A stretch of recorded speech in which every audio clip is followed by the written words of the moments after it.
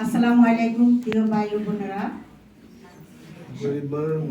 সম্মানিত সভাপতি, প্রধান অতিথি, উপস্থিত আমার প্রাণপ্রিয় সংগঠন মহিলা দল, সদর উপজেলা পৌরসভা নবগঠিত কমিটির সকল বোনদেরকে জানাই সংগ্রামী সালাম ও শুভেচ্ছা। আসসালামু আলাইকুম।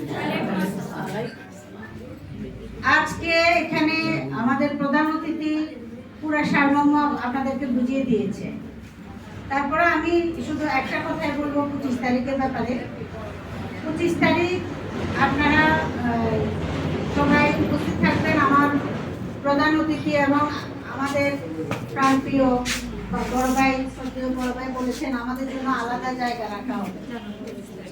লিডার 2টায় আসুক বা সন্ধ্যা 7টা আসুক, আমরা ওখান থেকে এক পাও নড়ব না। লিডার যেহেতু চট্টগ্রামে প্রোগ্রাম করবে, হাতে সিরামই থাকবে ইনশাআল্লাহ। উনি কক্সবাজার সিরামে বেরি করে আজ হয়তো 1 ঘন্টা দেরি হতে পারে আমরা অস্থির হব না। একটা ফানের বদল আর কিছু সামান্য খাওয়া আগে মুখে দেওয়া আমরা সন্ধ্যা 7টা পর্যন্ত প্রয়োজনে অপেক্ষা করব।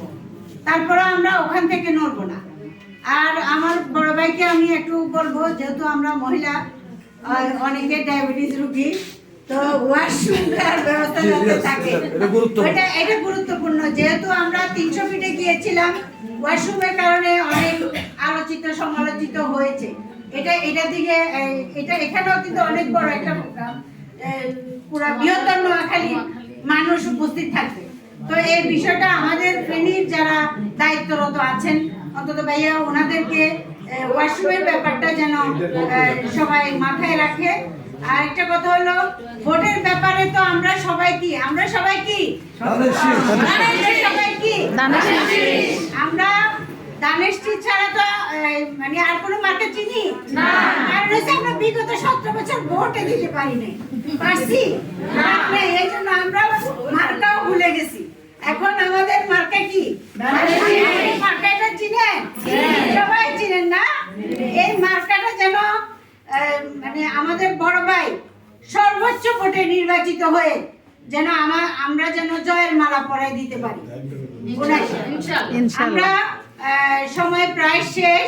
আমরা শুধু একটা কথাই বলবো, আমরা ভোট দিব কাকে? ভোট দিব কাকে? জয়নাল ভাইকে। মানে তারেক জিয়া আসছে, ফেনী জেলা হাসছে। তারেক জিয়া আসছে, ফেনী জেলা হাসছে। এটা হলো আমাদের স্লোগান।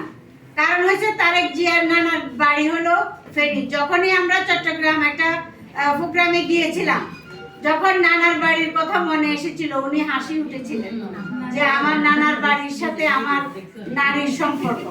আজকে আমাদের সবচেয়ে বড় স্লোগান ছিল ফেনী গর্ব, আমাদের বেগম জিয়া ছিল। আজকে আমাদের মাঝে উনি নেই, তারপরেও ওনার গর্ব কিন্তু আমাদের মাঝে থেকে যাবে। উনি মহিলাদের জন্য যে কাজ করেছেন, আমার মনে হয় বিগত 17 বছরেও যে নাম আমি একবার বলেছিলাম, মীর জাফরকে যেমন মীর জাফর নিয়ে গালি দেওয়া হয়, এক সময় শেখ হাসিনাকেও নাম নিয়ে গালি দিবে। এটা সত্য হয়ে গেছে, তাই না? এটা কিন্তু সত্য হয়ে গেছে। শেখ হাসিনার নামটা এখন আর কেউ নিতে চায় না।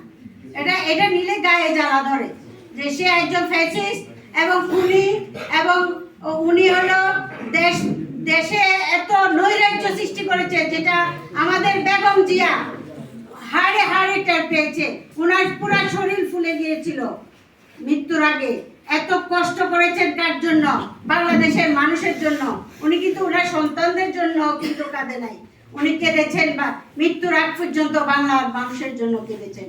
তাই আমরা ওনার সম্মান দিতে 3টা সিটেই আমরা যেন সবচেয়ে বেশি ভোটে জয়যুক্ত করতে পারি ইনশাআল্লাহ। আমাদের মা বোনেরা সবাই সকালে বের হয়ে যাবেন, রান্না বান্নার খেয়াল করবেন না। রান্না প্রয়োজনে হোটেল থেকে নিয়ে এসে খাবো। তারপরেও আমরা সর্বপ্রথম গিয়ে ভোট দিব। সকাল 8টায় ভোট শুরু হবে, আমরা 7টায় কেন্দ্রে গিয়ে লাইন ধরে যাব ইনশাআল্লাহ। সকলকে ধন্যবাদ জানিয়ে আমি আমার বক্তব্য এখানে শেষ করছি, প্রোগ্রামের সমাপ্তি ঘোষণা করছি। আল্লাহ হাফেজ। বাংলাদেশ জিন্দাবাদ।